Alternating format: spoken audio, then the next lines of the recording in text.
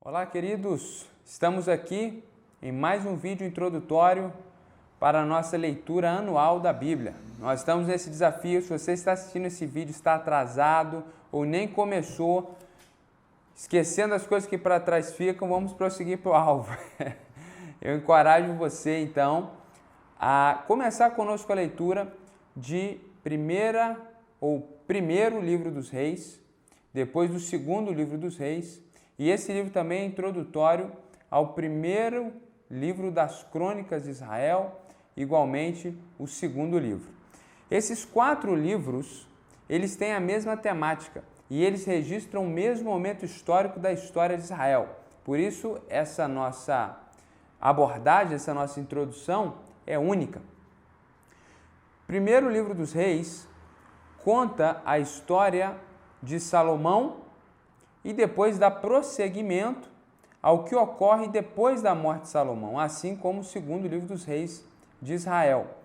Primeiro e segundo Crônicas têm o mesmo objetivo e, na verdade, primeiro livro de Crônicas até vai um pouco mais atrás, trazendo a história desde Davi, de forma que em Crônicas nós temos a história contada mais uma vez, como que uma síntese de 2 Samuel, 1 Reis e 2 Reis, cobrindo assim de Davi até a destruição dos 2 reinos, e daqui a pouco eu já explico isso. E Crônicas é um livro bem interessante, porque ele acrescenta alguns detalhes e alguns fatos que nós não vemos nesses outros livros. Bom, a autoria de 1 e 2 Reis, 1 e 2 Crônicas é desconhecida. Há muitas hipóteses e teorias. O importante é nós preservarmos a nossa fé, que são livros inspirados pelo Espírito Santo, e provavelmente foram livros escritos já no final dos reinados. Mais uma vez, depois eu explico porque eu usei a palavra no plural. Livros que foram escritos posteriormente aos acontecimentos, para deixar registrado para a posteridade o que ocorreu com a monarquia de Israel. Ao ler esses 2 livros, você vai perceber então que há uma repetição de alguns aspectos e sempre há um acréscimo de alguns detalhes, de forma que não fique enfadado ao fazer a leitura, mas tenha esse desejo de ler novamente, porque certamente o livro ele vai acrescentando novas verdades a respeito daquela grande história, daquela grande imagem, e nós vamos crescendo o nosso conhecimento. Nesses livros, nós temos 2 fatores muito importantes que estão bem no centro da história do povo de Israel e que talvez numa leitura menos atenta, os leitores não conseguem perceber.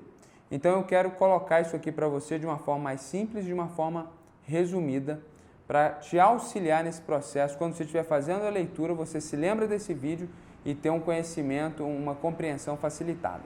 Bom, a monarquia começa com Saul, isso está registrado em 1 Samuel, depois passa para Davi, você também já viu isso em 2 Samuel.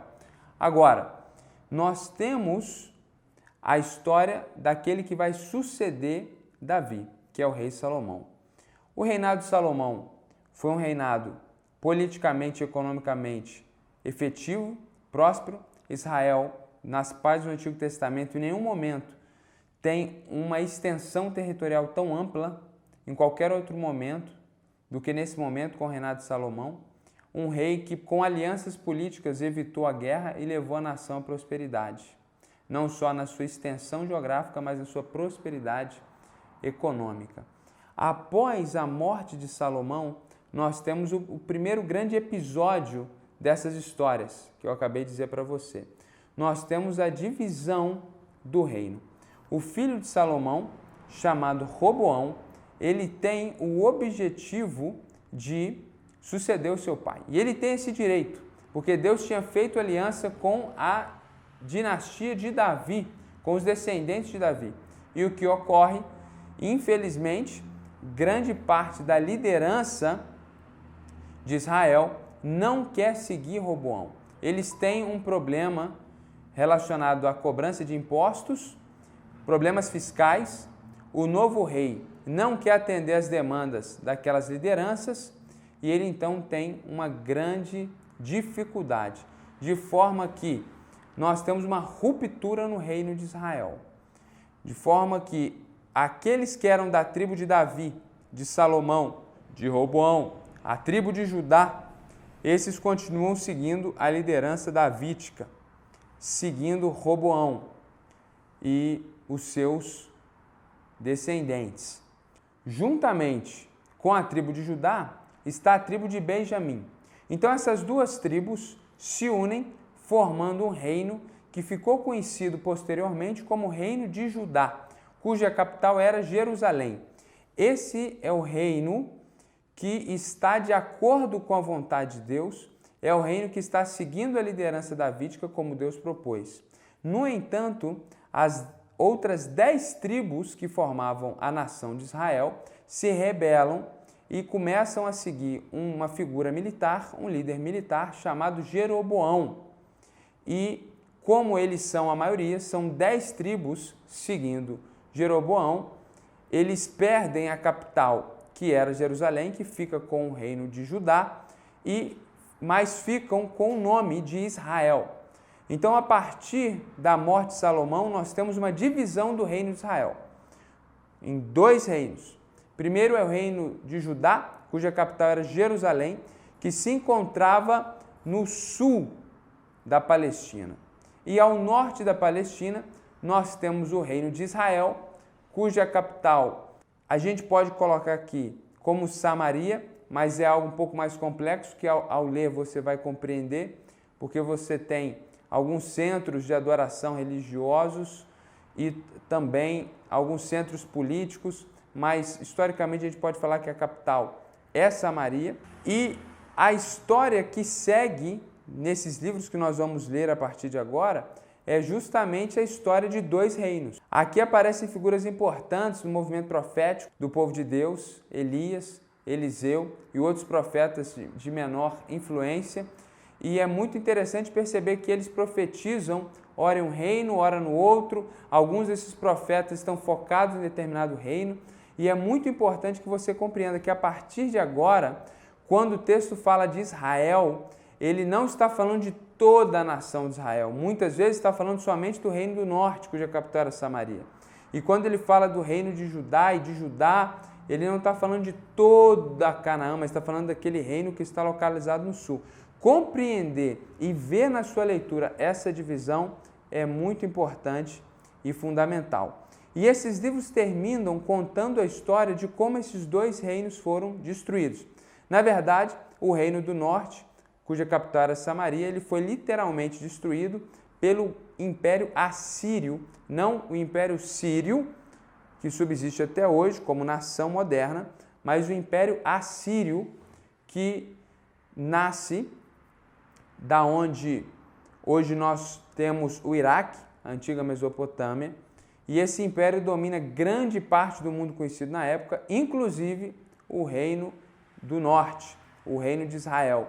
O reino é destruído, a nação nunca mais se ergue e esse reino nunca mais é encontrado nas páginas da Escritura. Os assírios chegaram, levaram o povo de Deus, pelo menos a liderança desse povo, para outra região do mundo que eles tinham dominado e trouxeram para o reino do norte um outro povo, com uma outra cultura, com uma outra língua, com uma outra religião, numa política imperialista e dominadora que desconfigurava as culturas locais, fazendo assim com que a religião da Síria e o seu governo predominasse com enfraquecimento dos reinos locais. Diante dessa grande invasão assíria e conquista deles de quase todo mundo conhecido naquele momento, Deus preserva o reino de Judá e eles não são destruídos. Algumas décadas se passam, um outro reino se levanta, que é o reino da Babilônia, e os babilônios dominam os assírios e começam a tomar poder e conquistar os locais que antes pertenciam aos assírios.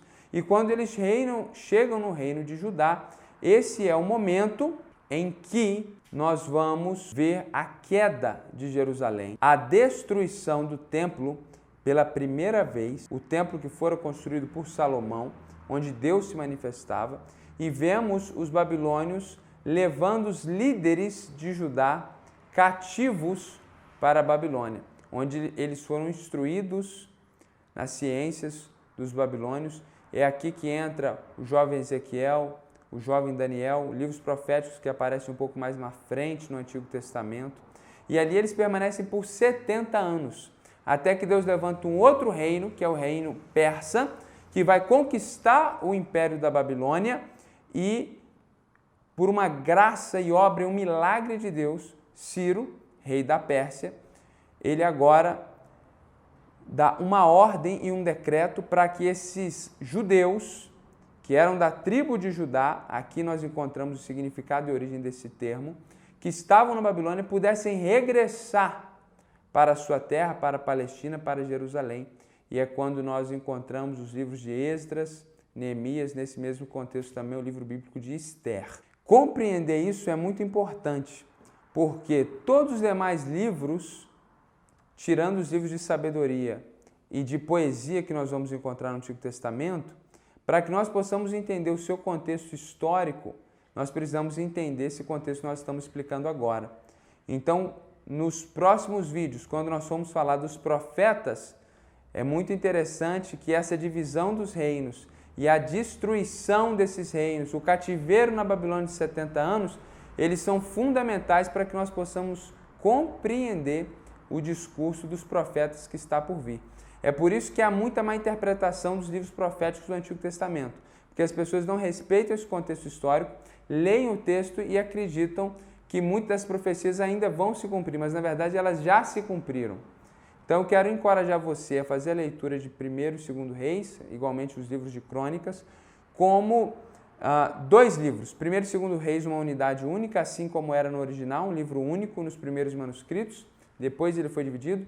Igualmente o livro de Crônicas, entender que são leituras complementares que vão te dar um panorama da história do reinado de Israel, começando, segundo esses livros, com Davi e indo até a destruição desses dois reinos.